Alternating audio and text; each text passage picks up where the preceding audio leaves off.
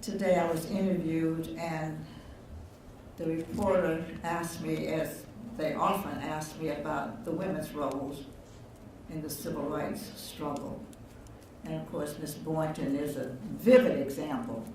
I don't know how we could ever thank you adequately for your presence and your role in our struggle. So we're so blessed. But I mentioned Ms. Ingrid Saunders-Jones today and Ms. Alexis Herman today in my comments about women who've made us so proud, being so vivid and so present and so achieving. So I'm glad to see the two of you tonight.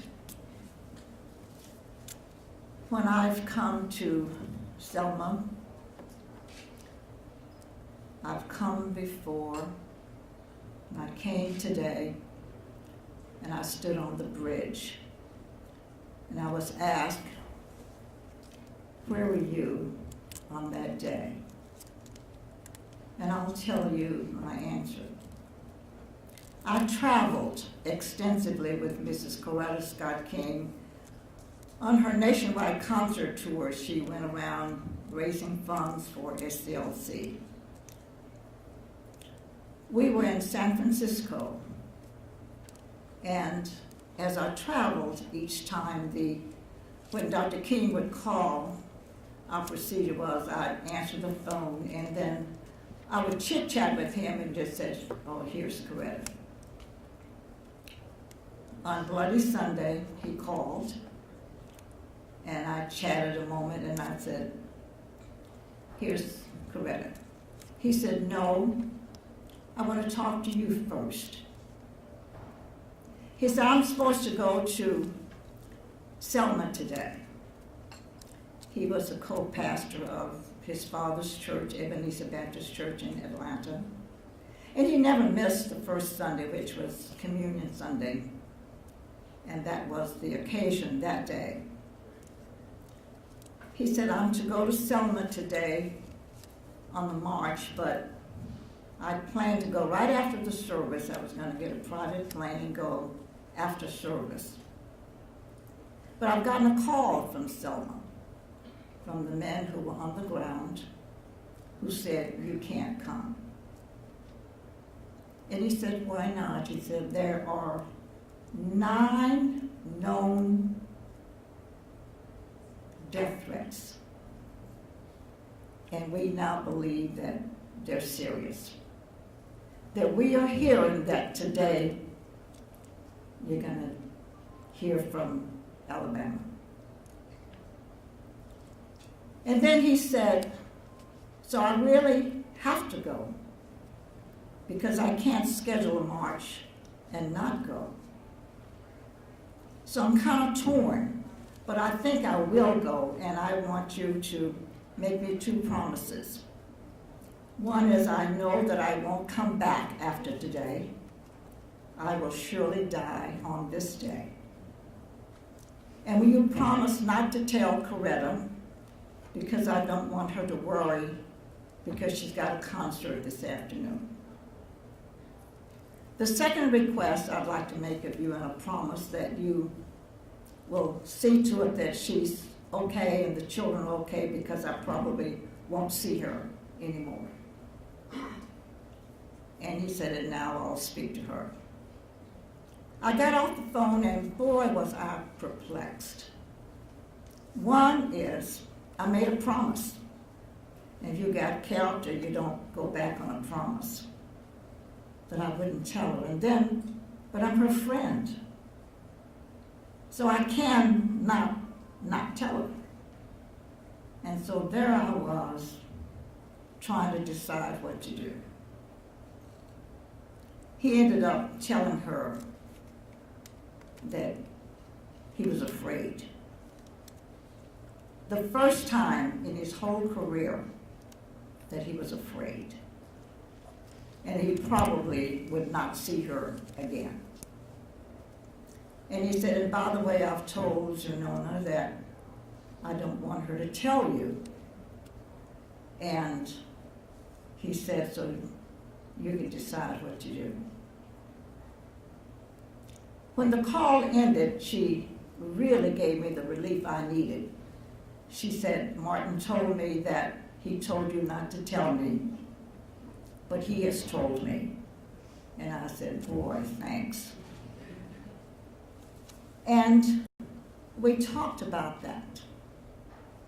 That all the times she had known him, he had never, ever, ever expressed fear. It was the first time in his whole career that he felt afraid.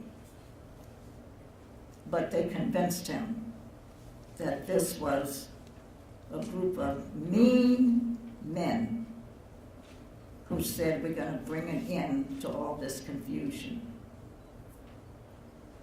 What's significant about that is that she kept saying, I've never heard him say that he was afraid.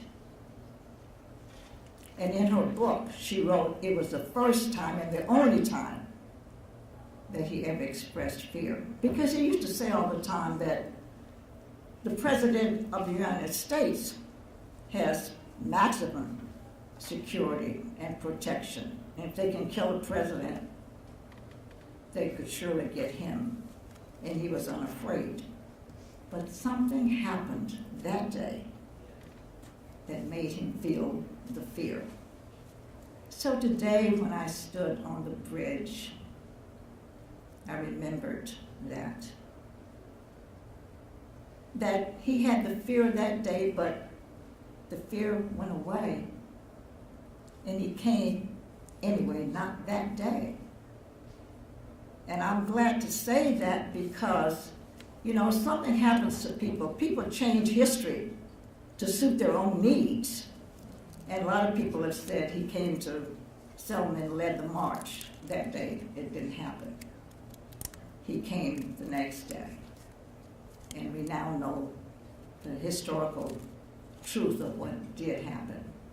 And what was kind of interesting that day is in the concert's audience that evening were some of the same ministers and committed citizens who left San Francisco after they got the call to come here. They told us that they remembered this and came to Selma to join in the march. And I'm asked now, how do I feel about the commemoration, the celebration? I read in the paper this morning that approximately 100,000 people are here this weekend. And how did I feel about that? I said, well, I feel a little uncomfortable and unhappy in a sense. Because the people who shed the blood that day